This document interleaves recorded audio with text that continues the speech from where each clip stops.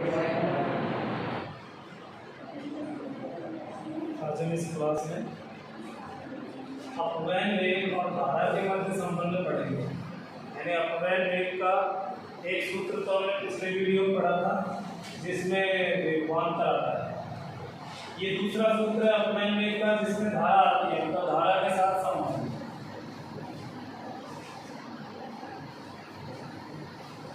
मान लीजिए एक चालक है, बेलनाकार चालक है,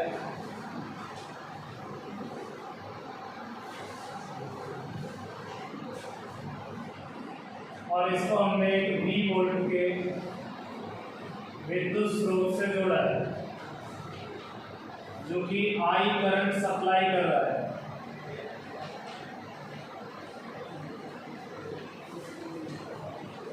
माना चालक के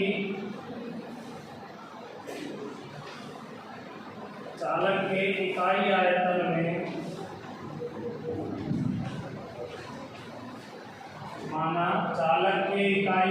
में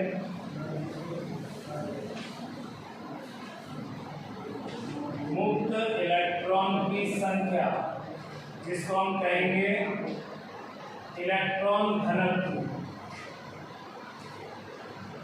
मुक्त इलेक्ट्रॉन घनत्व n। हमने मान लिया कि इस चालक के अंदर जो मुक्त इलेक्ट्रॉन घनत्व है, मतलब इकाई आयतन में मुक्त इलेक्ट्रॉन की संख्या है, वो स्मॉल n है। तो स्मॉल n हमने यहाँ मुक्त इलेक्ट्रॉन घनत्व माना है।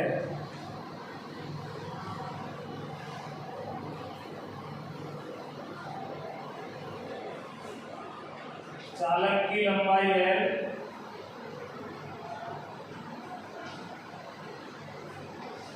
अनुप्रस्थ काट का क्षेत्रफल A है।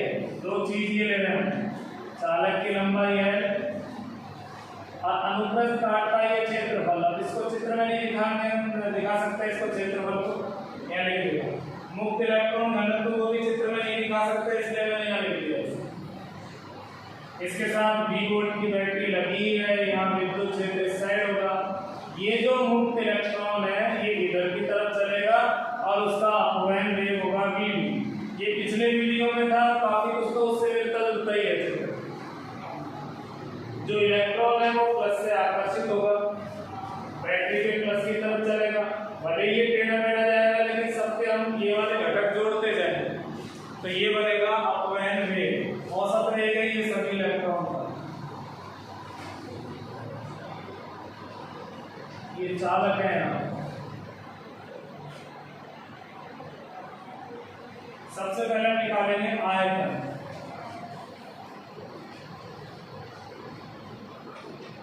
चालक का आयतन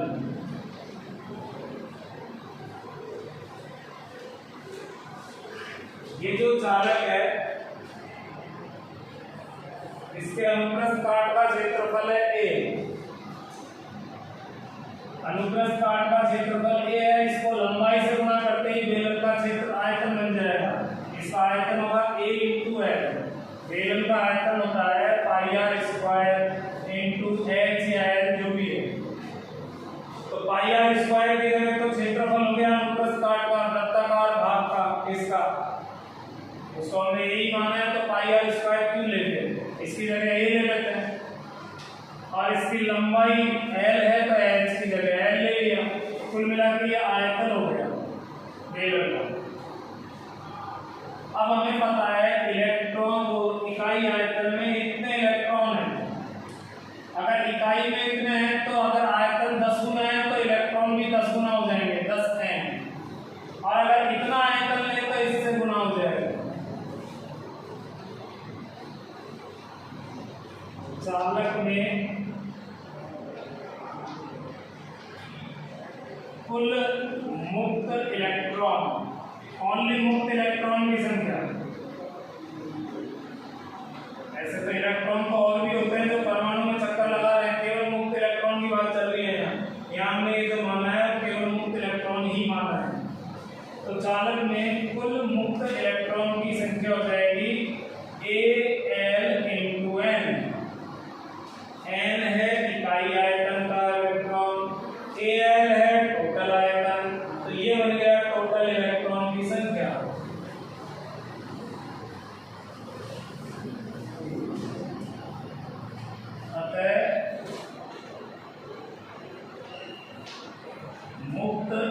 इलेक्ट्रॉन के कारण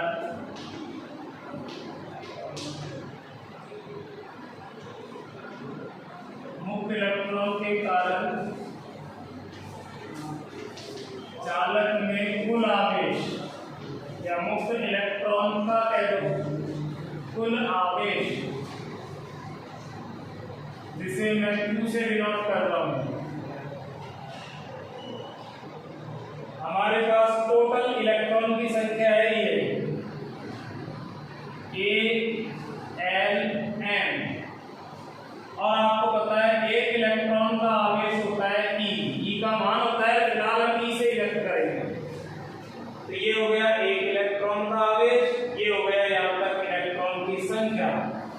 तो ये टोटल हो गया जितने भी मुक्त इलेक्ट्रॉन है सभी का कुल आवेश। तो सबसे पहले हमें इसमें क्या करना होता है, आयतन निकाला, इलेक्ट्रॉन घनत्व से गुणा किया तो कुल इलेक्ट्रॉन की संख्या आ गई, इलेक्ट्रॉन के आवेश से गुणा किया तो कुल मुक्त इलेक्ट्रॉन का आवेश आ गया। ये टोटल आवेश हो गया। अब हम निकालेंगे यहाँ से यहाँ तक का टाइम। ये जो इलेक्ट्रॉन है ये यहाँ से यहाँ तक कितना समय लेता है। मुक्त इलेक्ट्रॉन द्वारा मुक्त इलेक्ट्रॉन को चालक के एक सिरे से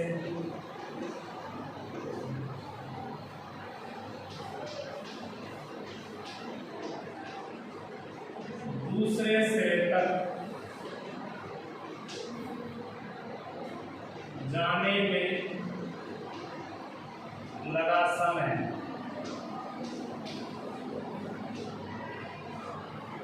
अगर मुक्त इलेक्ट्रॉन चालक के एक सिरे से दूसरे सिरे तक जाएगा तो टोटल कितना टाइम लेगा वो, उसके द्वारा लिया गया समय क्या होगा, समय बराबर होता है पूरी बटे चाल।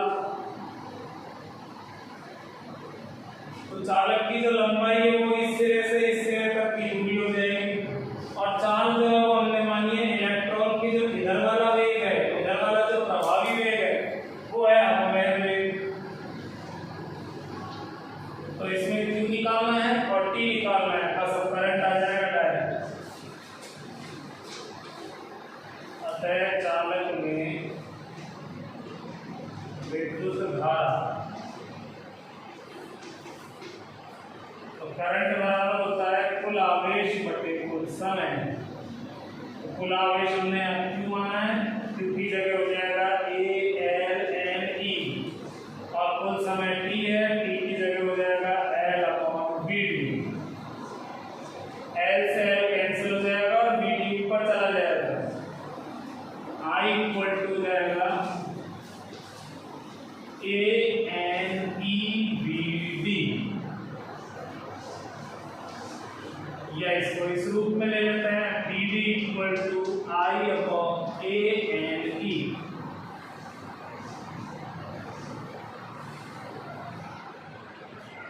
I इक्वल टू ANEBD, या BD बराबर लेना है तो ये तीनों नीचे आ जाएंगे।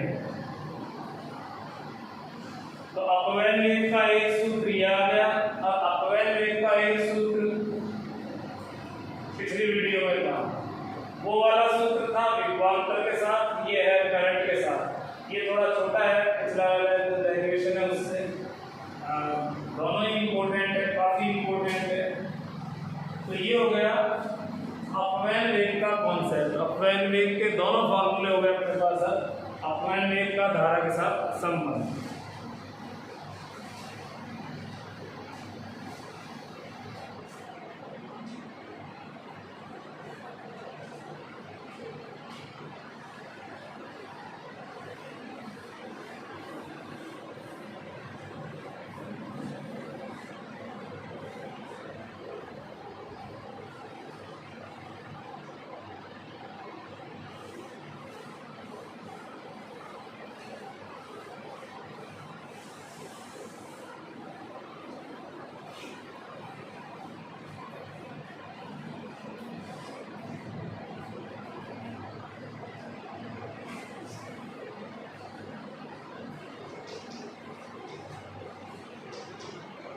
नेक्स्ट टॉपिक है ओम का नियम।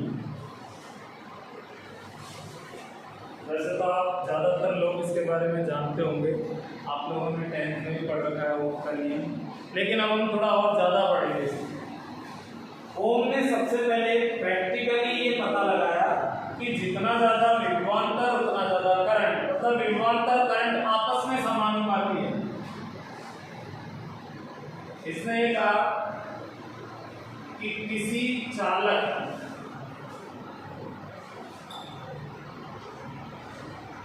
की भौतिक अवस्थाएं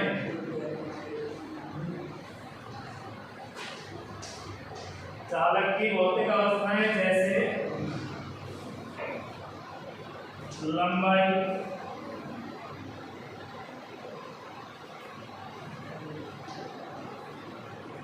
अनुप्रस्थ, काट का क्षेत्रफल, ताप, ये तो हो गई भौतिक अवस्थाएं, ये भौतिक ये बाहरी कंडीशंस हो गई, ताप, दाब आदि स्थिर रहे तो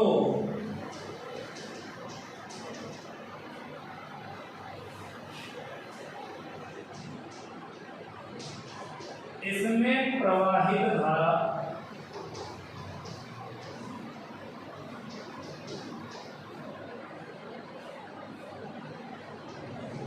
इस पर आरोपित विभवांतर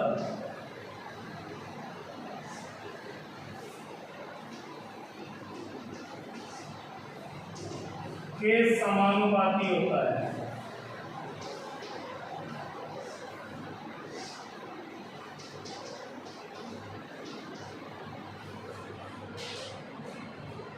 तो ओम ने ये कहा कि कोई तार ले लो आप, चालक तार, ना तो लंबाई चेंज करनी है, ना ही क्षेत्रफल, ताप, दाब कुछ चेंज नहीं करना, केवल दो चीज है, एक तो करंट और एक वोल्टेज, केवल इन्हीं को चेंज कर सकते हो। तो इसने एक प्रयोग किया, तो एक निष्कर्ष पर पहुंचा ये कि जो करंट है वो विभवांतर की वजह से आएगा। अगर विभवांतर नहीं होगा तो आवेश प्रवाहित नहीं होगा। अगर किसी तार में मान लो यहाँ +5 वोल्ट है, यहाँ +5 वोल्ट है, तो बिल्कुल भी आवेश नहीं खिसकेगा। हाँ, अगर इसमें +4 भी है, जरूरी नहीं है माइनस हो, इससे कम वोल्टेज है तो भी करंट फ्लो करेगा, करंट प्रवाहित होगा। तो हमने कहा कि जो धारा है वो विभवांतर के समानुपाती है, जितना ज्यादा अंतर उतना ज्यादा करंट, उतना फास्ट चलेगा आवेश। तो ये इसके समानुपाती है। अब समानुपाती है तो उसको उल्टा लिख दो, तो मैथमेटिक्स के रूल से लिख सकते हैं हम। अब आप कहोगे सर आप यही कांस्टेंट लगा देते, इसमें क्यों लगा रहे हो? क्योंकि मेरा नियम नहीं है, ओम का नियम है। तो ओम ने जो किया था हमें वही करना है। अगर मैं मान लो यहाँ कांस्टेंट लगाऊं या यहाँ कांस्टेंट लगाऊं तो फर्क पड़ता है उस चीज का। अभी बताओ, बराबर लगाएंगे या समानुपाती हटाकर तो एक कांस्टेंट लगेगा। ये कांस्टेंट ओम ने माना है, रेजिस्टेंस कहते हैं इसे, प्रतिरोध कहते हैं। ये हम हमारी मर्जी से नहीं ले रहे, इसको आर से ही डिनोट किया जाता है। कर तो और से भी सकते हैं, लेकिन जनरली इससे करता है। अगर मैं मान लो यहाँ कांस्टेंट आर है तो आर बराबर आ गया V/I, लेकिन अगर यहाँ कांस्टेंट लगा देता तो फिर वो I/V हो जाता, तो वो तो मतलब ही बदल गया भौतिक राशि का। इसलिए हम हमारी मर्जी से नहीं लेंगे, जो नियम है तो साइंटिस्ट के नाम पर आधारित है, तो उसको तो एग्जैक्टली पढ़ना है, उसमें कुछ परिवर्तन नहीं करना है। जब नाम ही है ओम का नियम, यूं कह देता मैं चलो कि प्रतिरोध के बारे में पढ़ रहे हैं तो आप अपनी लैंग्वेज में मेरे हिसाब से उस कॉन्सेप्ट को समझा देना। लेकिन ये जो है ओम का नियम है, तो ओम ने जो बात कही है, ओम ने जैसे लिया है हमें वैसे ही पढ़ना है। तो ओम ने ये कहा था कि आई करंट के लिए रेस्पॉन्सिबल है, आई जो है वो V जो है करंट के लिए रेस्पॉन्सिबल है, लेकिन V समानुपाती आई रखकर फिर ये कांस्टेंट है। तो बड़ा सिंपल सा नियम है। यहाँ पर ये जो R है इसको कहते हैं प्रतिरोध। ये एक समानुपाती स्थिरांक है।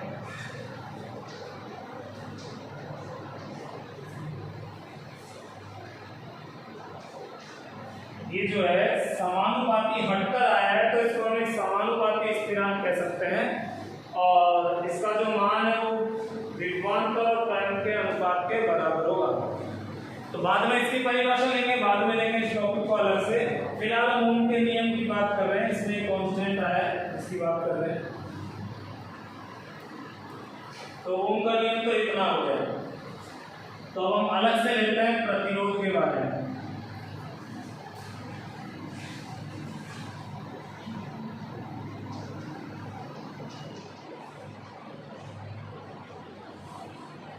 प्रतिरोध को रेजिस्टेंस कहते हैं इंग्लिश में। आर कैपिटल स्मॉल किसी से डिनोट कर लो, जनरली आर से डिनोट करते हैं तो हम आर ही चलते देते हैं।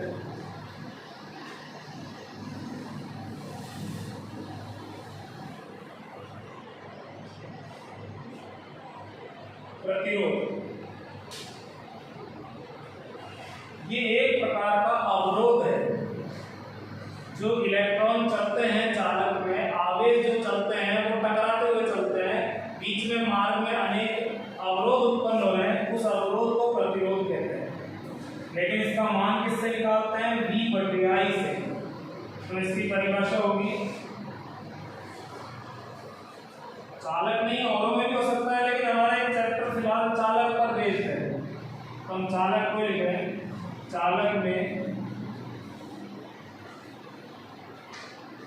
आवेशों, आवेश यहाँ पर इलेक्ट्रॉन है तो इलेक्ट्रॉन हो जाएगा, मैं तो जनरल वर्ड कर रहा हूँ। आवेशों के प्रवाह के दौरान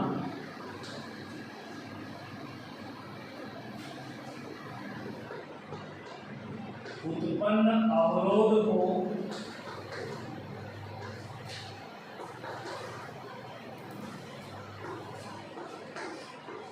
विद्युत प्रतिरोध कहते हैं।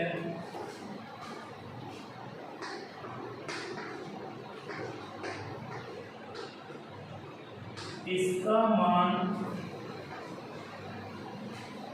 विद्युत प्रतिरोध कहते हैं। इसका मान इतना ही लिखना है, पूरा लिखना है। इसका मान विभवांतर और धारा के अनुपात के बराबर होता है।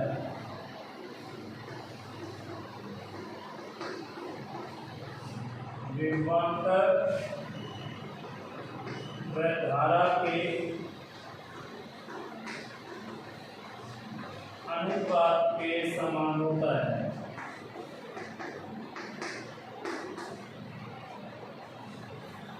अर्थात आर का जो फॉर्मूला है वो अलग से बनाने की जरूरत नहीं है, अलग से कोई फॉर्मूला डिराइव करने की जरूरत नहीं है, यहीं से डायरेक्ट लिख देंगे R=V/I। तो प्रतिरोध का मतलब क्या है? वो तो एक प्रकार का अवरोध है, लेकिन मैथमेटिकल परिभाषा क्या है? विभवांतर धारा का अनुपात। तो साथ में वो भी इंक्लूड करेंगे ताकि परिभाषा कंप्लीट रहे। V/I। अब ये एक भौतिक राशि है, तो इसके बारे में जो जो चीज़ हम जान सकते हैं वो जानना जरूरी है। कोई भी भौतिक राशि की जब हम बात करते हैं, वो सदिश है कि अदिश है, दिशा वगैरह क्या है, मात्रक विमा क्या है, किस पे डिपेंड करता है, किस पे नहीं करता है, तो ये चीज़ें जानना बहुत जरूरी है। तो हम इससे रिलेटेड कुछ पॉइंट्स लेते हैं। सबसे पहली बात तो ये, R एक अदिश राशि है, प्रतिरोध एक अदिश राशि है, दिशा वगैरह से इसका कोई लेना देना नहीं है, दिशा का इसमें कोई मतलब नहीं है।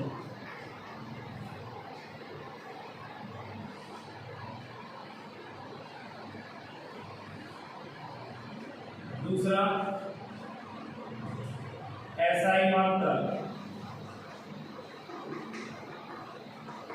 अब बहुत से लोग इसका SI मात्रक यहाँ से लिख देते हैं, ये तो वोल्ट हो गया, ये एम्पियर, कि वोल्ट पर एम्पियर लिख तो सकते हैं, गलत थोड़ी है।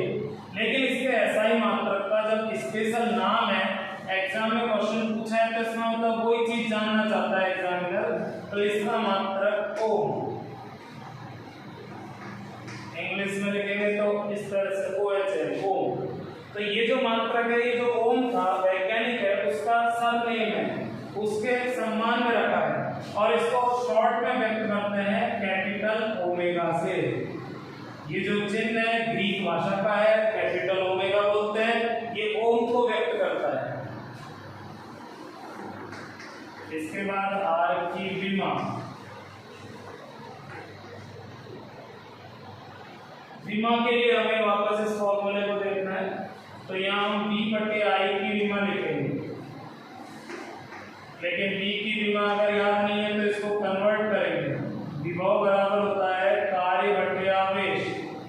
ये पिछले चैप्टर में स्टार्टिंग में कार्य बटे आवेश, और ये करंट वैसे हो जाएगा। तो चलो हम इसकी विमा लिख लेंगे। अब कार्य की विमा होती है mL2T-2। कार्य की भी नहीं याद हो तो कार्य बराबर कल गुणा विस्थापन की निकालो। आवेश की जो विमा है वो होती है AT, एम्पियर और टाइम। करंट है इसकी विमा होती है A। तो कुल मिला के ये आ जाएगा m L2T⁻⁻3, ये इधर जाएगा माइनस में, और A की पावर -2।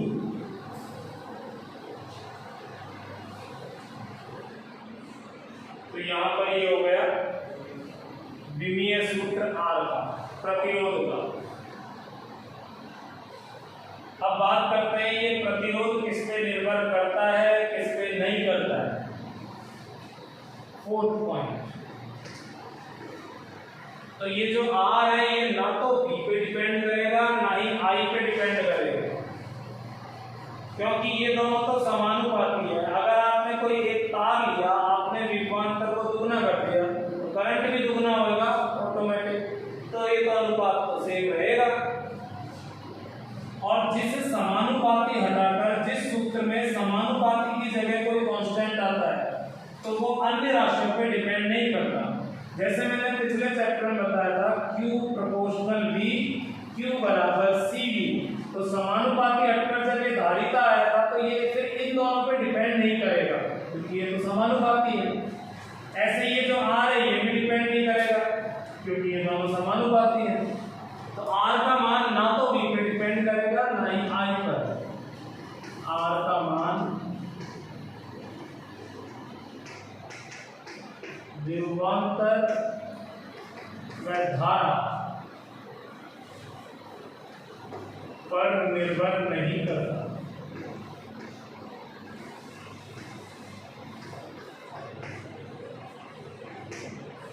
चलो ये तो हो गया किस पे डिपेंड नहीं करता। किस पे डिपेंड करता है, तो मैंने जो शुरू में ओम का नियम लिखाया था उसमें कहा था कि हमें चालक की भौतिक अवस्थाएं कांस्टेंट रखनी है, लंबाई अनुप्रस्थ काट को, इसीलिए तो कि अगर उनको चेंज कर दिया तो R चेंज हो जाएगा, फिर B I के समानुपाती रहे, ये कोई जरूरी नहीं है। तो R का मान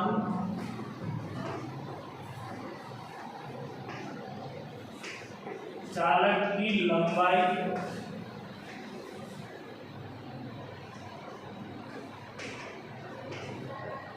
अनुप्रस्थ काट के क्षेत्रफल, ताप व प्रकृति पर निर्भर करता है।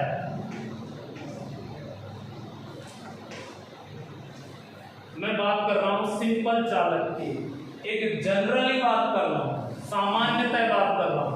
कुछ विशेष पदार्थ ऐसे भी होते हैं जिनका प्रतिरोध दाब पे भी निर्भर करता है, जिनका प्रतिरोध प्रकाश की तीव्रता पे भी डिपेंड करता है। तो वो स्पेशल पदार्थ हो गए, स्पेशल डिवाइस हो गए।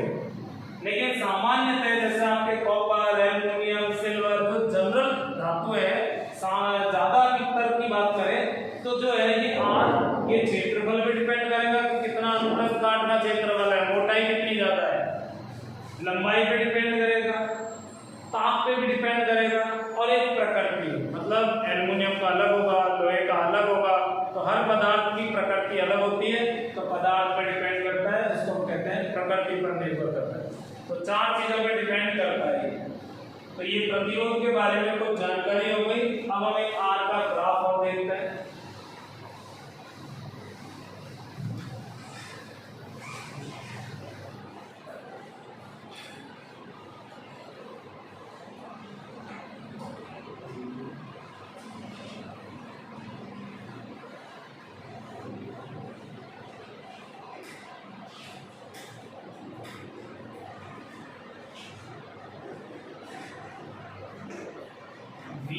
आई वक्र, ये डैश लगा हुआ है, बी और आई के बीच में ग्राफ, तो बी आई जो वक्र होगा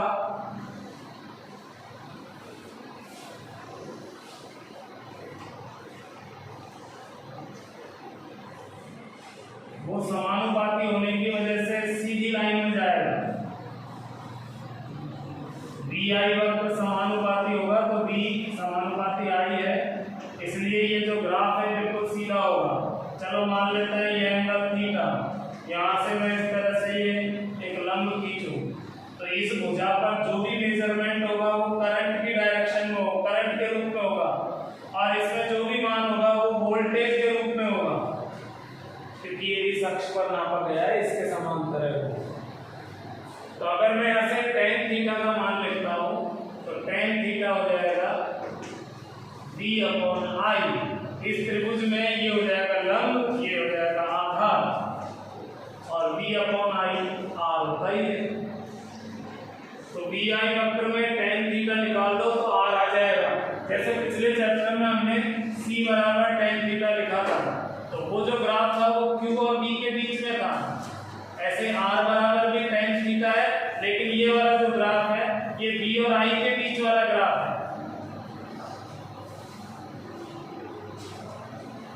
तो हम इस निष्कर्ष पर पहुंचे कि VI वक्र का ढाल, अतः VI वक्र का ढाल, ढाल मतलब स्लोप, VI वक्र का जो ढाल है वो प्रतिरोध के समान होता है, प्रतिरोध के समान होता है। VI वक्र का ढाल, ढाल मतलब tan थीटा, ये प्रतिरोध के बराबर हो। इसके बाद में एक कोण को परिभाषित करते हैं। एक कोण की परिभाषा, ये वो अंतरराष्ट्रीय परिभाषा नहीं है जो अंतरराष्ट्रीय भार एवं माप संस्था निकालती है। उसकी परिभाषा तो केवल 7 ही बहुत है जो मूल भौतिक राशियों में आती है। हमें सिर्फ सिंपल जो फॉर्मूला है B/I वाला, इससे निकालनी है परिभाषा। आपको पता है R = V/I। अगर मैं मान लो V का मान रखूं 1 वोल्ट और I का मान रखूं 1 एम्पियर, तो दोनों का अनुपात 1 ओम आ जाएगा, तो R का मान आ जाएगा 1 ओम। तो 1 ओम प्रतिरोध कब आएगा? जब हम किसी तार में 1 वोल्ट का विभवांतर लगाएं और उसमें 1 एम्पियर की धारा प्रवाहित हो। अगर आपने 1 वोल्ट लगाया और 2 एम्पियर की धारा बह गई तो इसका मतलब तो आधा ही ओम हुआ, लेकिन हमें परिभाषा देनी है 1 ओम की। अब आप सोचो कि हम तो ऐसे दे देंगे परिभाषा की 2 वोल्ट का विभवांतर लगाने पर 2 एम्पियर की धारा बह सकती है, दे सकते हो, कोई दिक्कत नहीं है। लेकिन जब हमारे पास में संख्या इकाई मौजूद है तो 2 लोग हैं, संख्या इसमें, तो जो भी चेक करेगा वो ये सोचेगा बच्चा ओवर स्मार्ट बनने की कोशिश कर रहा है। अब मैथमेटिक्स तो बच्चा भी जानता है और टीचर भी जानता है, लेकिन इकाई से ही परिभाषित करना है आपको। कहीं आप मैथमेटिक्स का दिमाग लगाओ कि हम तो 3/3 नहीं कर सकते हैं, बस नहीं तो कुछ भी कर लो, लेकिन आपको इकाई के रूप में ही बोलना है। तो इसकी परिभाषा ये हो जाएगी, किसी चालक में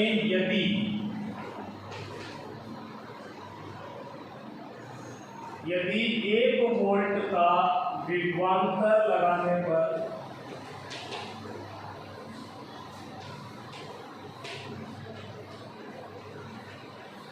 इसमें 1 एम्पियर की धारा बहती है,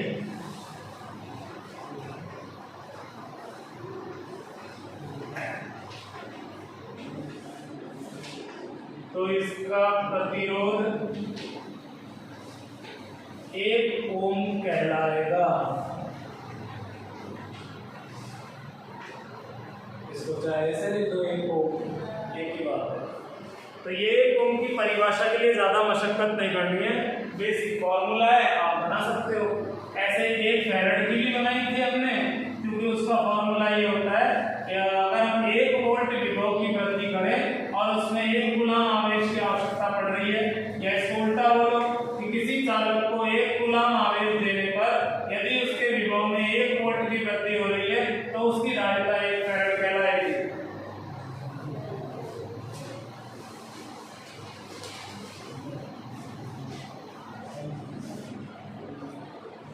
तो अभी तक हमने जो पढ़ा है वो एक तो पढ़ा है ओम का नियम, और उससे रिलेटेड एक भौतिक राशि प्रतिरोध। प्रतिरोध क्या है, प्रतिरोध के बारे में उससे संबंधित संपूर्ण जानकारी आपके पास आ गई। अब हम एक और भौतिक राशि की बात करेंगे,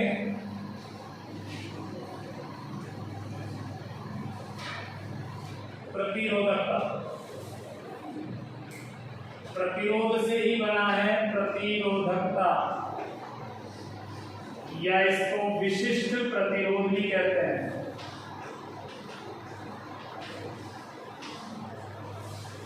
इंग्लिश में कहते हैं रेजिस्टिविटी या स्पेसिफिक रेजिस्टेंस।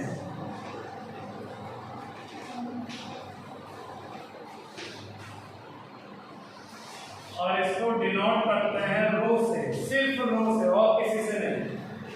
प्रतिरोध के लिए तो हम स्मॉल कैपिटल आर यूज कर लेते हैं, लेकिन प्रतिरोधकता के लिए कुछ और यूज नहीं करना है, रो ही यूज करना है। अब इसकी परिभाषा डायरेक्ट नहीं है, कई बार तो क्या होता है पहले परिभाषा आती है फिर उससे सूत्र आता है। कई बार होता है कि वो एक निष्कर्ष के रूप में कोई राशि आती है तो उसे बाद में परिभाषित किया जाता है। तो डायरेक्ट इसकी परिभाषा नहीं है, ये एक कांस्टेंट के रूप में आएगा, फिर हम पक्षांतरण करके फिर इसे परिभाषित करेंगे, फिर इसकी परिभाषा लिखेंगे। तो ये आएगा कहाँ, ये जब आएगा जब हम ये वाला टॉपिक पढ़ेंगे। इस टॉपिक पर ध्यान देंगे कि प्रतिरोध किस किस चीज पे डिपेंड कर रहा है। तो फिलहाल मैं इन दोनों को जोड़ देता हूँ, केवल ये 2 चीज ले रहा हूँ, मैं नहीं ले रहा हूँ, मतलब पहले से लिए जा चुके हैं। तो लंबाई और अनुप्रस्थ काट का जो क्षेत्रफल है, इन दोनों पे इसकी निर्भरता पड़ेगी। चालक का प्रतिरोध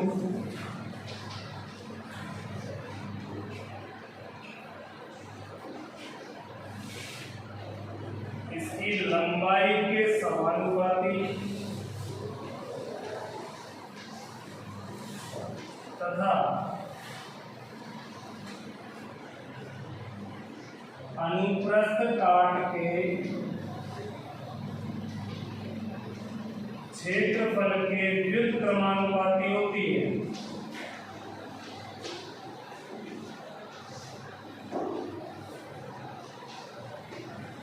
ये भी सब एक्सपेरिमेंटल रिजल्ट्स हैं, प्रयोग द्वारा निकाले गए निष्कर्ष हैं कि जो प्रतिरोध है वो लंबाई के समानुपाती होता है। चालक की जितनी ज्यादा लंबाई उतना ज्यादा प्रतिरोध, और अनुप्रस्थ काट के क्षेत्रफल के व्युत्क्रमानुपाती होता है। जितना ज्यादा क्षेत्रफल होगा आवेश को जाने के लिए उतना ही रास्ता मिलेगा, आवेश उतनी ही सुगमता से जाएगा, इसलिए प्रतिरोध कम हो जाएगा। अगर मान लो ये तार है और दूसरा तार ये है, तो इसका क्षेत्रफल ज्यादा है अनुप्रस्थ काट का, तो प्रतिरोध कम होगा। और वैसे भी आप सब देख लो इसमें रास्ता ज्यादा है तो आवेश के लिए स्पेस ज्यादा है। अच्छा, लंबाई बढ़ने पे क्यों बढ़ जाता है, क्योंकि आवेश को यहाँ से यहाँ तक स्ट्रगल करना पड़ेगा, यहाँ से यहाँ तक उसको अवरोध सहन करना पड़ेगा। तो जितनी ज्यादा लंबाई प्रतिरोध उतने ज्यादा। यहाँ समानुपाती हटाकर जब बराबर लगाएंगे तो एक कांस्टेंट चाहिए, वो जो कांस्टेंट है वो इस पे डिपेंड करता है।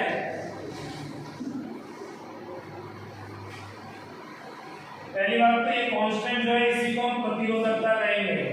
ये जो कांस्टेंट है ये है रेजिस्टिविटी, प्रतिरोधकता।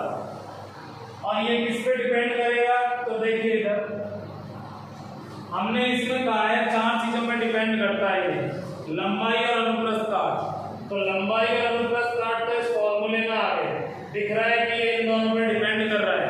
लेकिन आज इसके अंदर क्या चीज शामिल है, इसके अंदर शामिल है ताप और प्रकृति। बाद में मैं आपको इसका भी फॉर्मूला निकाल के बताऊंगा कि इसके अंदर कैसे और प्रकृति से मतलब अलग अलग पदार्थ के लिए अलग अलग होते हैं, तो इन पे डिपेंड करेगा। तो प्रतिरोध जैसे 4 चीजों पे डिपेंड कर रहा है, तो 2 ये हो गई, 2 इसके अंदर आ गई। तो ये किस पे डिपेंड करता है? ओनली ताप और प्रकृति। ये ना तो इस पे डिपेंड करेगा, ना ही इस पे करेगा, ना ही इस पे करेगा, क्योंकि ये यहाँ पर समानुपाती हटकर आया है। फिर वही बात कहूंगा मैं, जैसे हमने समानुपाती हटाकर R लाए थे, तो R पे इन दोनों पे डिपेंड नहीं करता। R जिस सूत्र में समानुपाती हटके आया है, उस सूत्र में अन्य राशियों पे डिपेंड नहीं करेगा। उसी तरह से यहाँ समानुपाती हटकर गया है, तो ये इस फॉर्मूले की अन्य राशियों पर डिपेंड नहीं करेगा। मतलब ये जो है ना तो R पे डिपेंड करेगा, ना ही L पर डिपेंड करेगा, ना ही A पर डिपेंड करेगा। और अगर आपसे कहा जाए क्या B और I पे करेगा, तो B और I पर तो R ही नहीं कर रहा, तो ये तो क्यों करेगा? जब R ही डिपेंड नहीं कर रहा, और ये तो R के फॉर्मूले में आया है। जब R इन दोनों पर निर्भर नहीं करता और ये जो है वो R पर निर्भर नहीं कर रहा, तो ये किसी भी चीज पर डिपेंड नहीं करेगा। ओनली 2 चीजों पर डिपेंड करेगा, ताप और प्रकृति, जिसकी बात हम बाद में करेंगे। तो इसके बारे में मैं अभी फिलहाल और नहीं ले सकता इस वीडियो में, ज़्यादा लंबी हो रही है। तो इसके बारे में और डिटेल में पढ़ेंगे हम नेक्स्ट वीडियो में। नेक्स्ट वीडियो में मैं यहीं से कंटिन्यू करूँगा। आज के लिए इतना ही, बाय।